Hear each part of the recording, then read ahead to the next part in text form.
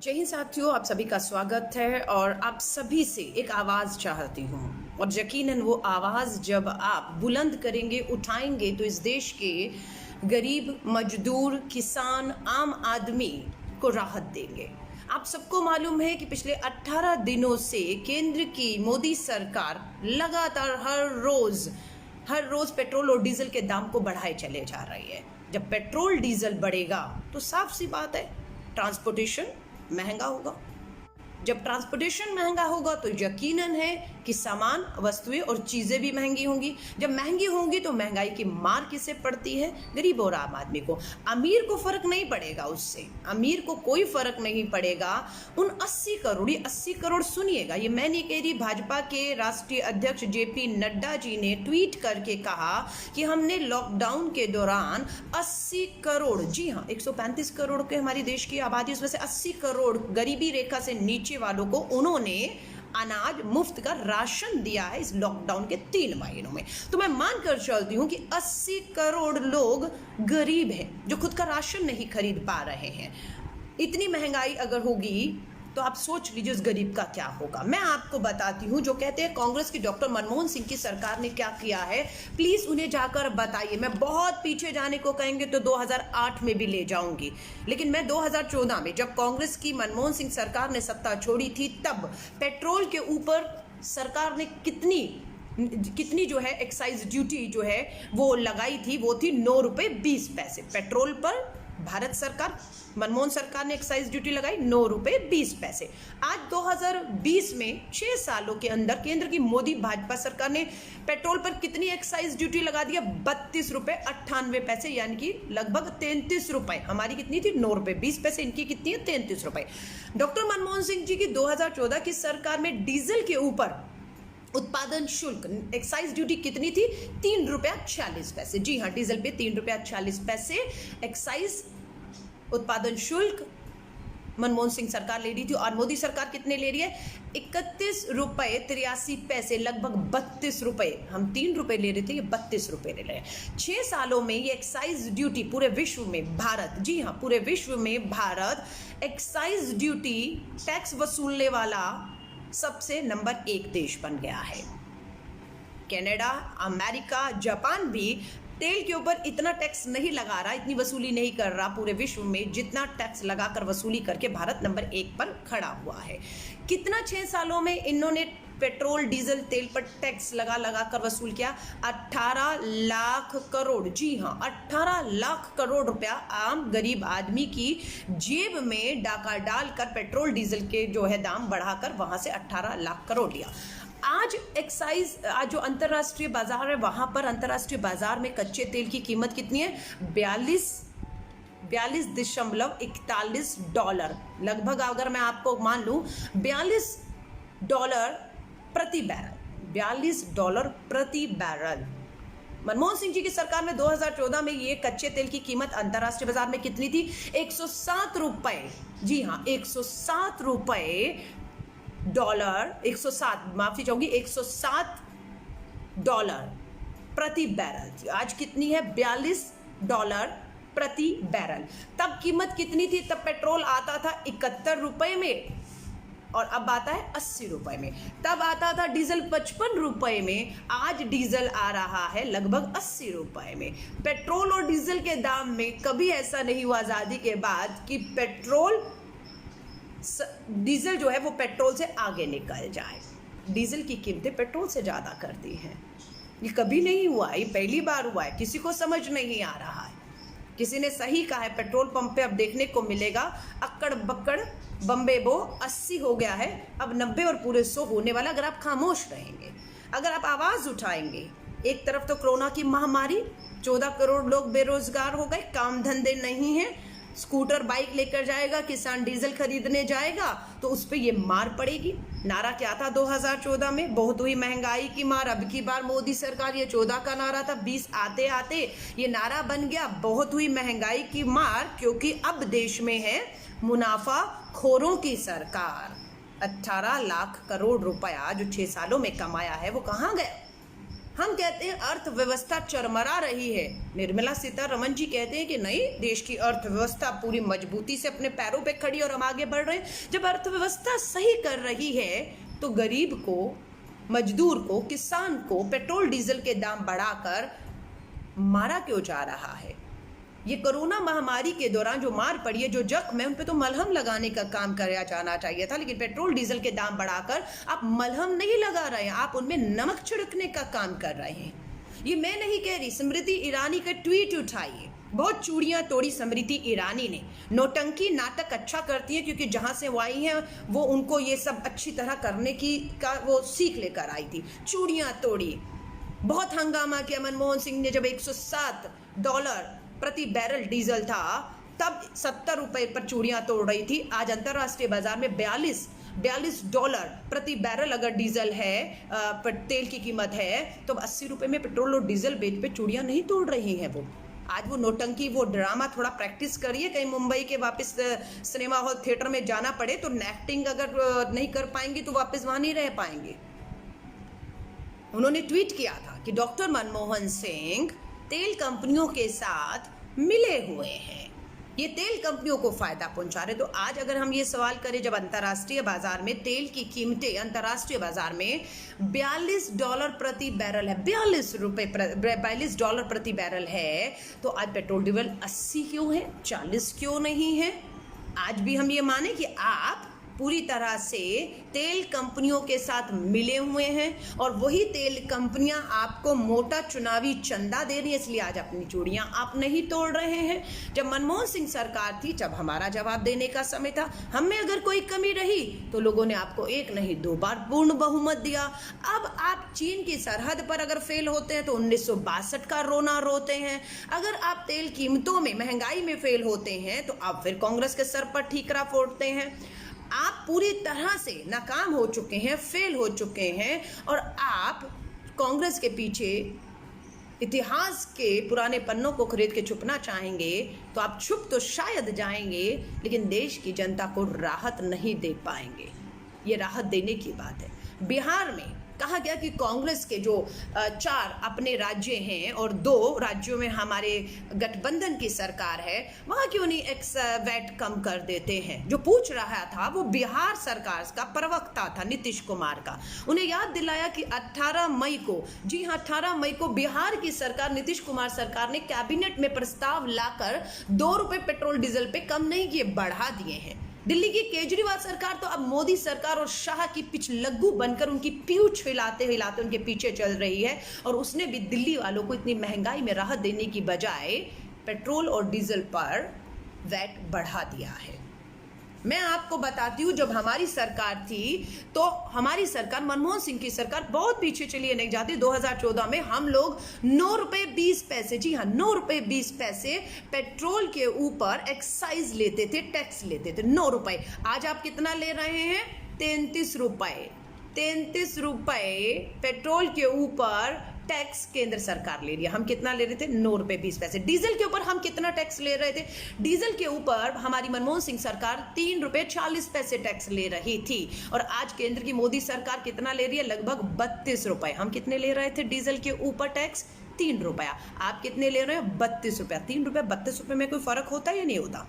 फिर ये झूठ बोलते हैं कि कोरोना की महामारी है, उस महामारी में हमारे उद्योग धंधे बंद है, हमारा जो पैसा आना था वो बंद है, इसलिए ये झूठ बोलते हैं। ये कोरोना का तो बहाना है, अपनी नाकामियों को से देश का ध्यान भटकाना है। ये अगर आपने मार्च, अप्रैल, मई, जून, इन 3 महीनों में ही सिर्फ टैक्स बढ़ाया होता पेट्रोल डीजल में, उसके दाम बढ़ाए होते और ये तर्क देते कि कोरोना महामारी की वजह से ये सब हो रहा है, तो शायद हम मान जाते। लेकिन इन्होंने पिछले 6 सालों में 9 बार एक्साइज बढ़ाई है, इसलिए वो एक्साइज ₹3 से डीजल से बढ़कर ₹30 पहुंच गई है। इन्होंने पहली बार एक्साइज 2016 में बढ़ाया, तब कौन सा कोरोना महामारी था पूछिएगा। इन्होंने एक्साइज ड्यूटी 2019 जुलाई में बढ़ाई थी। इनसे पूछिएगा 2019 जुलाई में कौन सी कोरोना की महामारी थी। इन्होंने शुरू के मार्च के पहले दिन में ही 2020 मार्च में एक्साइज फिर बढ़ाया, पेट्रोल के ऊपर टैक्स कर निःशुल्क उत्पादन निशुल्क बढ़ाया, तब कौन सी कोरोना महामारी थी? तो कोरोना का तो बहाना है, मैं आपको सब बता रही हूँ। 18 लाख करोड़ का लाभ तेल कंपनियों को इन्होंने पहुंचाया है, ये हमारी जेब से ही निकल कर गया है।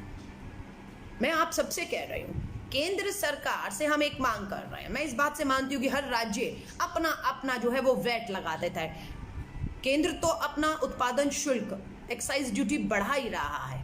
30 रुपया बढ़ाई एक्साइज ड्यूटी, 30 रुपया, बहुत महंगा है, मैं बता रही हूँ। और राज्य सरकारें उस पर और वैट लगा के मार पे मार दे मारी कर रहे हैं। लेकिन हमारी और राहुल गांधी जी की कांग्रेस का सुझाव 2017 में था, 18 में, 19 में, 20 में भी, और हमने ये कहा हम सत्ता में आएंगे तो पेट्रोल डीजल के दामों को पूरी तरह से जीएसटी, जी हाँ, जीएसटी के अधीन ले आएंगे, जो केंद्र की सरकार नहीं ला रही। हमारी मांग है वो लाए। उसके पीछे कारण क्या है, क्यों जीएसटी में लाना चाहिए, और जीएसटी में लाने के बाद क्या फायदा होगा? बिल्कुल फायदा होगा, क्योंकि पूरे देश के अंदर एक कर हो जाएगा, एक कर लगेगा।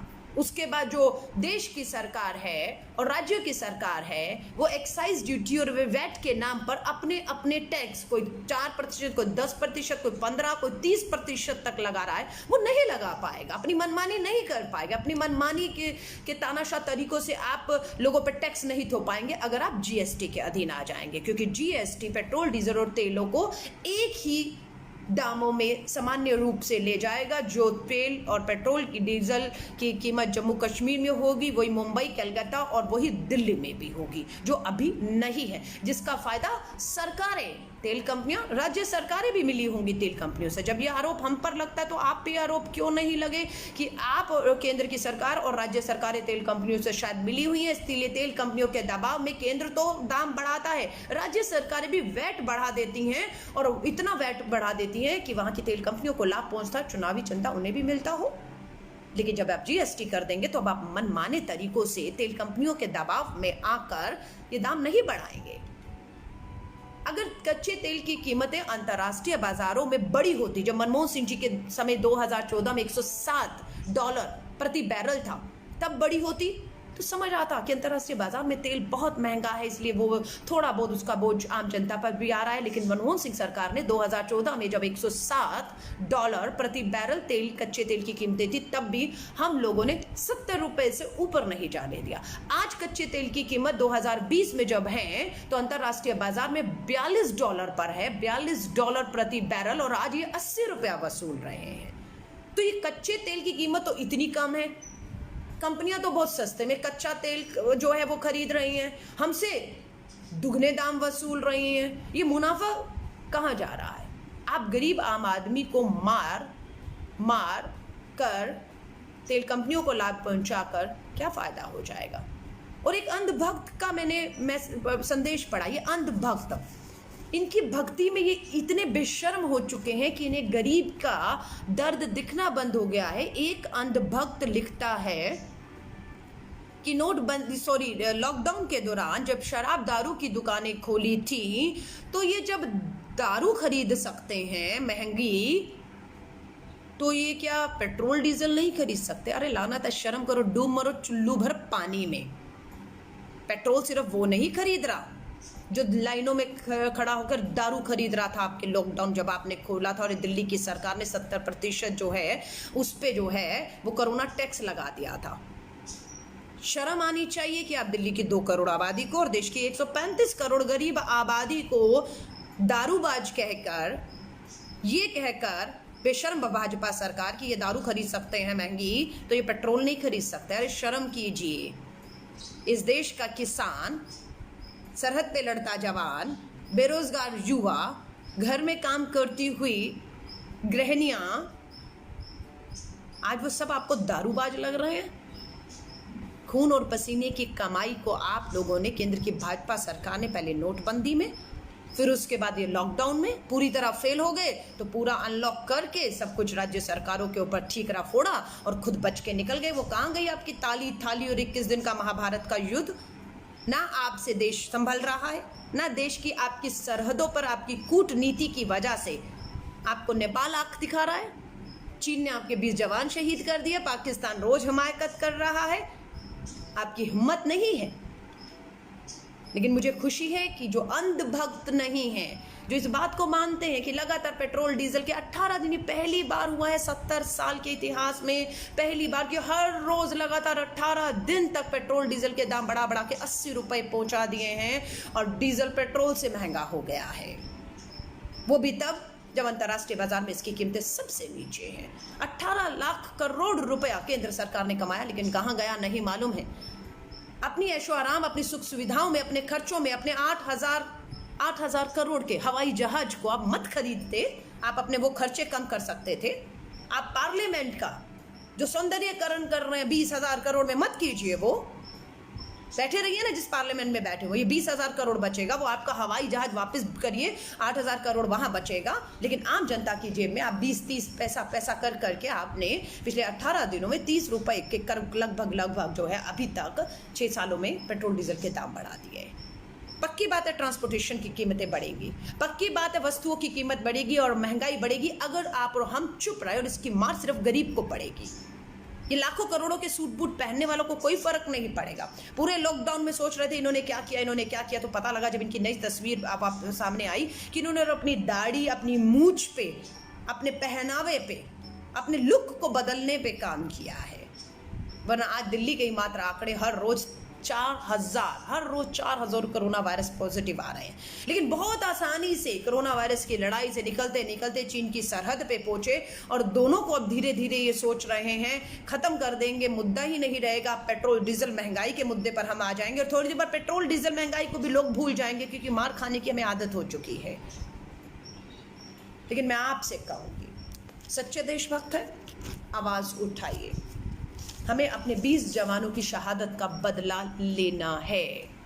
हम अपनी गवाई ज़मीन को तो वापस हासिल कर ही लेंगे, लेकिन हमें अपने 20 जवानों की शहादत का भी बदला लेना है। हमें बढ़ते हुए पेट्रोल डीजल के दामों को लगातार दबाव बनाकर सरकार के ऊपर वापस लेने पर अपने घुटनों पर चीन को भी झुकाएंगे और केंद्र की मोदी सरकार को पेट्रोल डीजल के दामों पर भी घुटने पर टिकाएंगे कि ये दाम वापस लीजिए। हम आपकी नाकामियों की वजह से देश की अर्थव्यवस्था आपके हाथ में। निर्मला सीतारमण देश की वित्त मंत्री कहती हैं अर्थव्यवस्था बहुत बढ़िया चल रही है, देश मजबूती से आगे बढ़ रहा है। अरे मैडम, अगर देश मजबूती से आगे बढ़ रहा है तो कच्चे तेल की कीमतें अगर $42 प्रति बैरल हैं तो आप 80 रुपया देश के वासियों से क्यों वसूल रही हैं? ये लाभ, कच्चे तेल की कीमतों का गिरना, आपके अनुसार देश की अर्थव्यवस्था का बहुत बेहतर होना, इसका लाभ तेल कंपनियों को क्यों मिले, मुनाफाखोर सरकार को क्यों मिले, देश की आम गरीब जनता को क्यों ना मिले? मैं आपसे कह रही हूँ, आवाज़ उठाइए। ये आवाज़ उठाना आपका अधिकार है। हम भी अगर बोल रहे हैं तो आपको ताकत देने के लिए बोल रहे हैं, आपको राहत देने के लिए बोल रहे हैं। शायद अलका लांबा को फर्क नहीं पड़ेगा। मैं आपको फिर बता रही हूँ, जितने भी सांसद हैं, विधायक हैं, सत्ता में बैठे हुए लोग हैं, पूंजीपति हैं, जितने भी करोड़पति लाखपति लोग, उनको फर्क नहीं पड़ेगा। देश में लॉकडाउन हो जाए तो भी वो अपना आराम से घर में बैठ के गुजारा आने वाली पीढ़ियों तक खा सकते हैं। पेट्रोल डीजल के दाम बढ़ जाएं, सामान के दाम, उनको फर्क नहीं पड़ेगा। मुझे भी पेट्रोल के दाम बढ़ जाए, फर्क नहीं पड़ेगा, मैं शायद अफोर्ड कर लूंगी, पर बात मेरी नहीं है, बात उनकी नहीं है जो अफोर्ड कर सकते हैं, बात उनकी है जो अफोर्ड नहीं कर पाएंगे। मैं आप सभी से हाथ जोड़ के निवेदन करती हूँ, आवाज़ बुलंद करिए और केंद्र की भाजपा सरकार के ऊपर 2 लाइनें कह के बात को ख़त्म कर रही हूँ।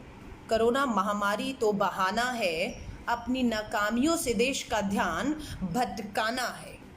दूसरा, 2014 का इनका नारा, बहुत हुई महंगाई के बाद, अब मोदी सरकार के बाद अब ये नारा 2020 में हो गया है, बहुत हुई महंगाई की मार, क्योंकि अब है देश में मुनाफाखोरों की सरकार।